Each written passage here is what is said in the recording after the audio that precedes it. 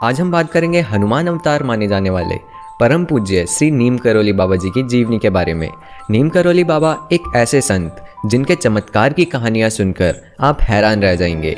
ये वही बाबा है जिन्होंने फेसबुक के संस्थापक मार्क जकरबर्ग और एप्पल के संस्थापक स्टीव जॉब्स को नई सकारात्मक ऊर्जा प्रदान करके नई राह दिखाई थी। तो बिना किसी देरी के नीम करोली बाबा की जीवनी और उनके कुछ चमत्कारिक किस्सों को जानते हैं। नीम करोली बाबा का जन्म 1900 के आसपास माना जाता है। उनका जन्म फिरोजाबाद जिले के निकट अकबरपुर में हुआ था। इनके पिता पंडित दुर्गा प्रसाद शर्मा जी थे। इनका मूल नाम लक्ष्मी नारायण शर्मा था। छोटी सी उम्र में ही इन्हें अलौकिक ज्ञान की प्राप्ति हो गई थी।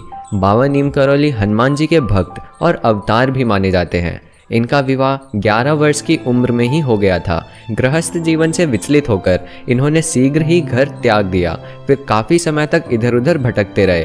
बाबा शुरुआती दौर में गुजरात के बवनिया मोरबी गांव में 8 वर्षों तक कठोर तपस्या करते रहे और लगभग 17 वर्ष की उम्र में बाबा जी को ज्ञान की प्राप्ति हो गई। गुजरात में साधना करने के बाद महाराज जी भ्रमण पर निकले और फिरोजाबाद के नीम करोली नामक गांव में रुके। यहाँ जमीन में गुफा बनाकर पुनः साधनारत हुए। यहाँ उन्होंने गोबर से बने एक हनुमान प्रतिमा की स्थापना भी की, जो कि अब बहुत प्रसिद्ध है। यहाँ उनकी ख्याति दिन पे दिन बढ़ने लगी। इसी बीच किसी परिचित व्यक्ति के द्वारा बाबा के पिता को इनके निवास स्थान का पता चला। तब बाबा नीम करोली के पिता वहाँ पहुँचते हैं और बाबा को गृहस्थ आश्रम का पालन करने की आज्ञा देते हैं। नीम करोली बाबा पिता की आज्ञा मानकर पुनः गृहस्थ आश्रम में आ जाते हैं। गृहस्थ आश्रम में बाबा नीम करोली को 2 पुत्र और 1 पुत्री की प्राप्ति होती है, जिनके नाम अनेक सिंह शर्मा, धर्म नारायण शर्मा और बेटी गिरजा है। गृहस्थ आश्रम के दौरान बाबा सामाजिक और धार्मिक कार्यों में बढ़ चढ़कर हिस्सा लेते थे, लेकिन मन से सन्यासी बाबा का मन ज़्यादा दिन गृहस्थ आश्रम में नहीं लगा। फिर थोड़े दिनों के बाद उन्होंने गृह त्याग दिया। यहाँ बाबा नीम करोली से जुड़ा एक बहुत ही दिलचस्प किस्सा है। बाबा माँ गंगा के दर्शन के लिए टुंडला से फर्रुखाबाद जाने वाली ट्रेन के प्रथम श्रेणी में यात्रा कर रहे थे। टीटी अन्य यात्रियों के टिकट जांचते हुए बाबा जी तक पहुंचा और उनसे टिकट की मांग की। बाबा जी के पास टिकट नहीं था। उस अधिकारी ने भला बुरा कहते हुए नीम करोली बाबा को गाड़ी से नीचे उतार दिया। बाबा जी ने उसे कुछ नहीं कहा और उतरकर एक नीम के पेड़ के नीचे बैठ गए। उन्होंने अपना चिमटा वहीं जमीन में गाड़ दिया। उस वक्त अंग्रेज़ों का शासन था, लेकिन उनके उतरते ही ट्रेन वहीं की वहीं रुकी रही। ड्राइवर के काफ़ी प्रयास के बाद भी गाड़ी नहीं चली। शाम होने लगी थी। यात्रियों ने अंग्रेज़ अधिकारी टीटी को और ड्राइवर से कहा, जाओ सन्यासी से क्षमा मांगो, अन्यथा गाड़ी चलने से रही। ट्रेन के गार्ड, ड्राइवर और टीटी को आभास हुआ कि उन्होंने बहुत बड़ी गलती कर दी है। फिर उन्होंने बाबा से क्षमा याचना की। बाबा ने ट्रेन पर बैठने के लिए 2 शर्तें रखी। पहली शर्त ये कि वो कभी भी किसी साधु संत को ऐसे बेइज्जत नहीं करेंगे। दूसरी कि इस स्थान पर एक रेलवे स्टेशन का निर्माण हो। बाबा की ये दोनों शर्तें मान ली गई। फिर जैसे ही बाबा ट्रेन पर बैठे, ट्रेन चल पड़ी। उस स्थान का नाम नीम करोली स्टेशन पड़ा, जो आज भी स्थित है। उनके साथ उस गांव के काफ़ी लोग गंगा मैया का स्नान करने जा रहे थे। उन्होंने बाबा से आग्रह किया कि वो उनके गांव में आकर रहें। फिर बाबा ने गांव वालों से कहकर गुफा बनवाई। बाबा ने अपने हाथों से हनुमान जी की मूर्ति की रचना की, जो आज नीम करोली धाम में मौजूद है। बाबा उस गुफा में अनेकों दिन तक घोर साधना किया करते थे। यहाँ उनका नाम बाबा नीम करोली पड़ा। नीम करोली बाबा का संपूर्ण जीवन अलौकिक लीलाओं से भरा पड़ा है। वह अपने भक्तों पर कष्ट आते देख स्वयं कहीं ना कहीं से पहुंच ही जाते थे।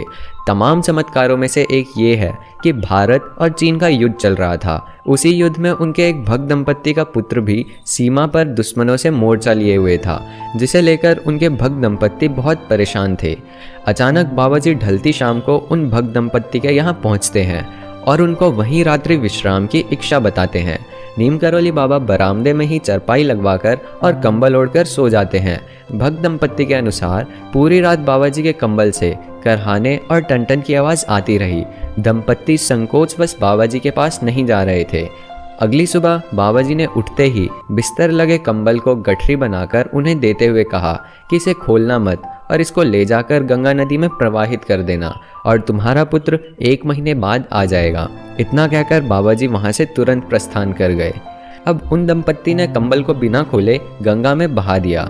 उनको कंबल खोल के देखने की इच्छा भी हुई, परंतु बाबा जी की बातों को स्मरण करते हुए उन्होंने कंबल को बिना खोले गंगा में बहा दिया। फिर 1 महीने बाद बाबा जी के बताए गए दिन पर उनका पुत्र आ गया और उसने बताया कि जंग में मेरे साथ के सारे सैनिक शहीद हो गए, पता नहीं मैं कैसे बच गया। ऐसे ही नीम करोली बाबा से जुड़ी बहुत सारी कथाएं, चमत्कार और रहस्यमयी घटनाएं हैं जिन्हें जानकर आप आनंदित और विस्मित हुए बगैर नहीं रह सकते। बाबा के भक्त और जाने माने लेखक रिचर्ड एल्बर्ट ने मिरेकल ऑफ लव नाम से बाबा पर लिखी पुस्तक में उनके चमत्कारों का वर्णन किया है। नीम करोली बाबा हनुमान जी को अपना गुरु और आराध्य मानते थे। बाबा ने अपने जीवन में करीब 108 हनुमान मंदिर बनवाए। मान्यता है कि बाबा नीम करोली को हनुमान जी की उपासना से अनेक चमत्कारिक सिद्धियां प्राप्त थी, हालांकि वह आडंबरों से दूर रहते थे। 11 सितंबर 1973 को नीम करोली बाबा ने समाधि ली। नीम करोली बाबा जी आगरा से वापस कैंची धाम जा रहे थे, जहां उन्हें हृदय में दर्द की शिकायत के कारण चिकित्सा जांच के लिए ले जाया जा रहा था। इसी बीच मथुरा स्टेशन पर पुनः दर्द होने के कारण उन्होंने अपने शिष्यों को वृंदावन आश्रम वापस चलने के लिए कहा। उनकी तबीयत ज़्यादा खराब होने की वजह से शिष्यों ने उन्हें वृंदावन में ही एक हॉस्पिटल में भर्ती करवाया। डॉक्टर्स ने उन्हें कुछ इंजेक्शन दिए और ऑक्सीजन मास्क लगा दिया। कुछ ही देर में महाराज जी वापस बैठ गए और ऑक्सीजन मास्क उतारकर कहा, बेकार, कि अब ये सब बेकार है। और बाबा नीम करोली धीरे धीरे कई बार जय जगदीश हरे पुकारते हुए 11 सितंबर 1973 को 1:15 पर बहुत ही शांति के साथ लीन हो गए।